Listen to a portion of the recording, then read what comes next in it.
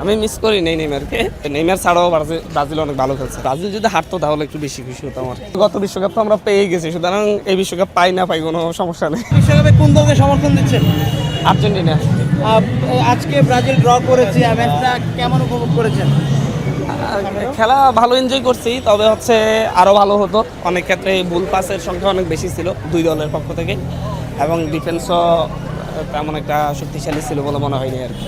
তো সব মিলে ভালো ভালো লাগছে, খেলা দেখছি, সবাই মিলে এনজয় করছি, এটাই সবচেয়ে বড় কথা। ম্যাচে নেইমারকে কতটা মিস করেছেন? আসলে ব্রাজিল কতটা মিস করেছে মনে হয়? আমি মিস করি নেইমারকে, কারণ আমি তো ব্রাজিলের সাপোর্টার না, তো এই জন্য নেইমারকে মিস করার কারণ নেই।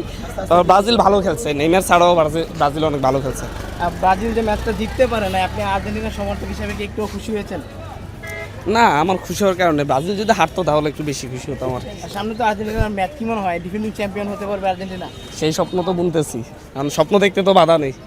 এবার বিশ্বকাপে কি সবচেয়ে রিল্যাক্স ফ্যান আপনারাই, যেহেতু ডিফেন্ডিং অবশ্যই গত বিশ্বকাপ তো আমরা পেয়ে গেছি, সুতরাং এই বিশ্বকাপ পাই না পাই কোনো সমস্যা নেই। এই জন্য কি মনে হচ্ছে যে আমাদের দেশে বিশ্বকাপ নিয়ে উন্মাদনাটা একটু কমে গেছে? না, কমে না। আর্জেন্টিনার সমর্থক আজকের এখানে এসে বুঝলাম যে হচ্ছে এটা অনেক অনেক বেশি আছে। মেসির হয়তো এই বিশ্বকাপটাই শেষ বিশ্বকাপ, আর খেলবে না, কতটা মিস করবেন মেসিকে? বিশ্বকাপ ছাড়া, মেসি ছাড়া বিশ্বকাপ কতটা মিস করবেন?